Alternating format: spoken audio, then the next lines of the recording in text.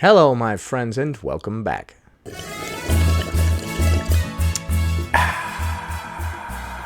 Today, we're going to get a lesson from Hannah about the time she went to get back surgery and they wouldn't do it because she was too overweight. I'm sure somehow this will be everyone else's fault but hers. Story time. I have had severe chronic back pain my whole life, ever since I was like 5 years old, and I have done literally everything imaginable to try to make it better with little to no success. Did you ever consider weight loss? My pain got progressively worse over time, and about 4 years ago, That's weird. Did it get progressively worse as your weight increased? when it became particularly severe, I decided it was finally time to consider surgery, so I made an appointment with an orthopedic surgeon. At the appointment, they weighed me, they x-rayed my back, and then they had me wait for the doctor. The doctor came in and very quickly let me know that I needed to have a spinal fusion surgery and I needed to have one as quickly as possible. He showed me the x-rays and explained that I not only had a spinal deformity, which I already knew. You already knew?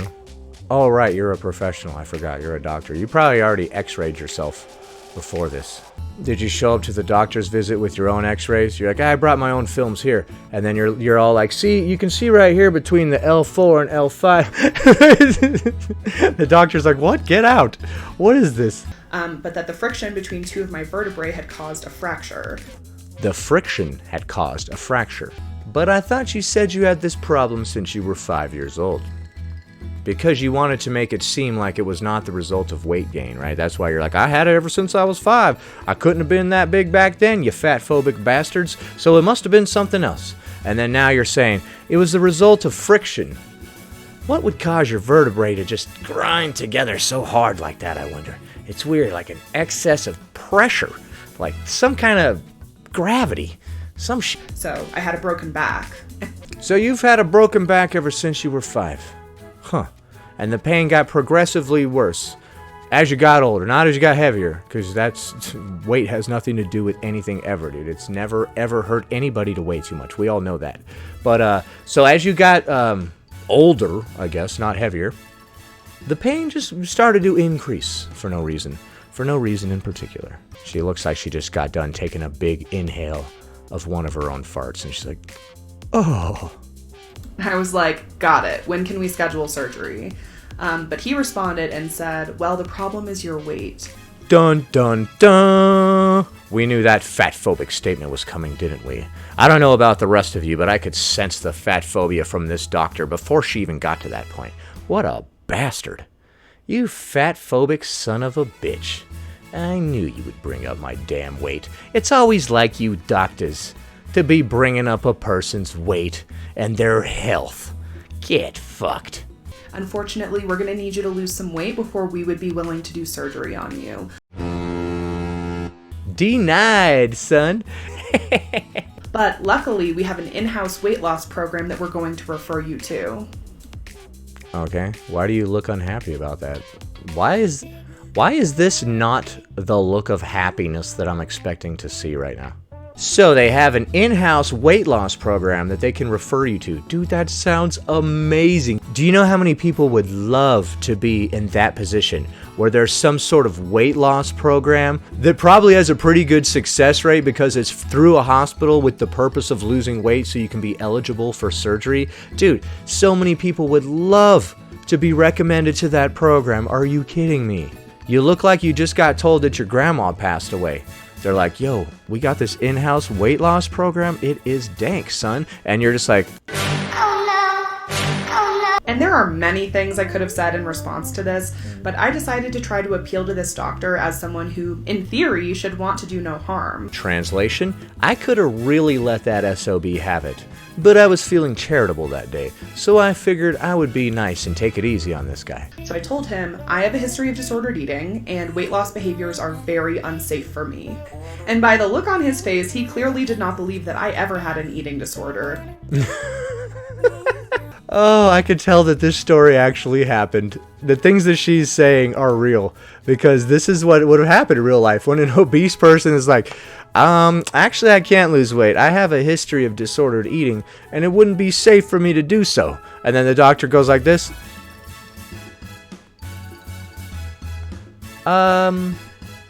Yeah? For real though? So you have the,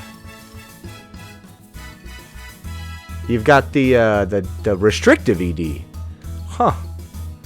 It wouldn't be safe for you to lose weight. Huh. Wait, hold on. Wait, just a second. One more time. Yeah, it's weird. I don't know why he wouldn't believe you or what. I don't know why he would look at you weird at all, dude. That's really bizarre. I don't understand where he's coming from with that non-believing look.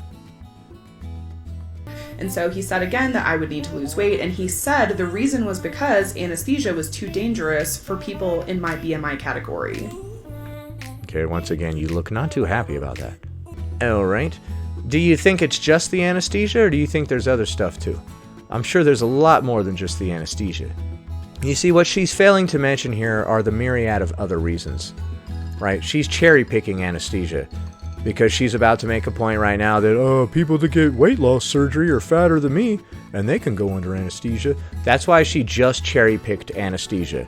There are a myriad of reasons why it's unsafe to operate on you if you're obese. Anesthesia is just one. It is a big one.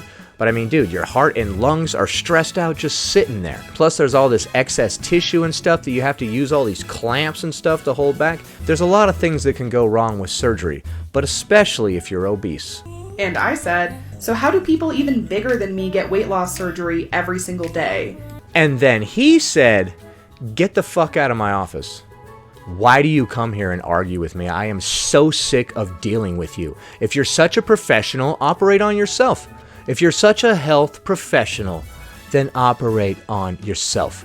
And if you are such a health professional, then how come you're over here in my office all the damn time? I know she went to an orthopedic surgeon, so I'm speaking from the viewpoint of her general doctor. But why the hell are you here every week if you're in such good health and I don't know anything?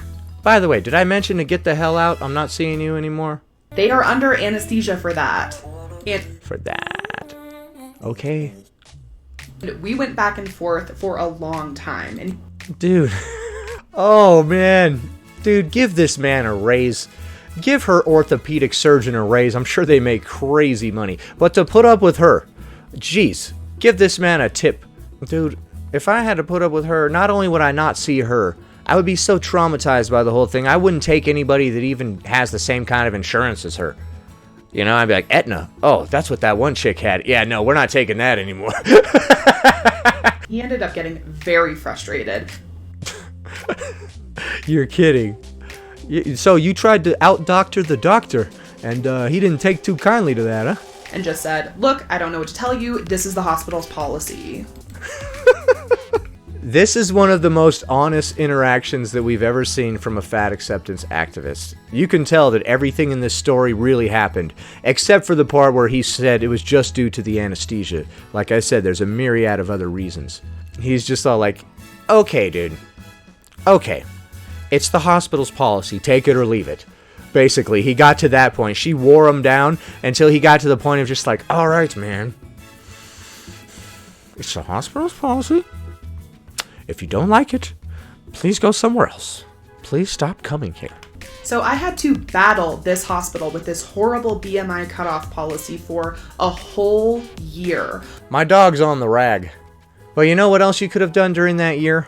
You could have lost weight, and it would have improved your back pain dramatically. It would have improved all your other pain too, because I'm sure you're riddled with all different kinds of discomforts and pains. That is so crazy to me. Instead of just losing the weight, you bullheadedly and egotistically argued with this hospital for an entire year until eventually, I guess they operated on you?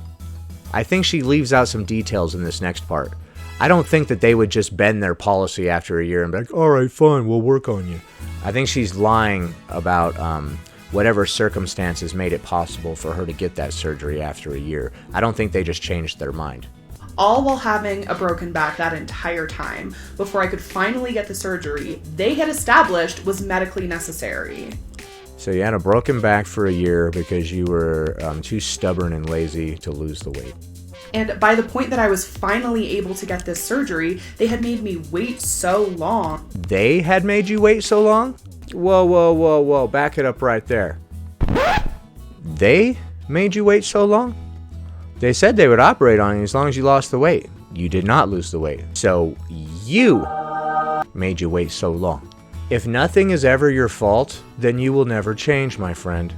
At some point, we have to be adults and admit that, oh, some of the stuff that I do actually is my fault. That over the course of that year, I had developed permanent nerve damage. Well, I guess you should have lost the weight. Which is extremely painful to this day and has radically changed how I have to live my life. They did this to you. You know, call me old-fashioned, but I would have just lost the weight to get the surgery. So you didn't lose the weight, and then you couldn't get the surgery for a year, and you experienced additional problems because of all that. And this is someone else's fault again. I can't believe you're in a position to counsel other people. And that would not have happened if they had just given me the surgery on the same timeline as a thin patient. Yeah, it also wouldn't have happened if you had just lost the weight. They couldn't have given you the surgery on the same timeline. They told you that it was not safe for various reasons. And then you tried to argue and he said, dog, it's the hospital's policy. I'm not bending on this. So what happened then after a year that enabled you to finally get the surgery? Did you lose some weight and then they did the surgery, or something else happened? I know they didn't just reverse their policy for you because you kept annoying them about it. So the policies that we have in place to keep patients and doctors safe are FatPhobic. Surgery is FatPhobic, especially orthopedic surgery. I've actually come to realize recently that the human spine itself is FatPhobic. You put too much weight on that sucker, man, it just starts grinding apart, dude. It's FatPhobic as hell. And that's the real culprit here. Hannah, it's not your hospital that was fatphobic, it was your very own spine. Damn you vertebrae! Especially the L3 and L4, sons of bitches. Anyway, that about does it. Thanks for watching, commenting, liking, and subscribing. And I'll see you in the next one.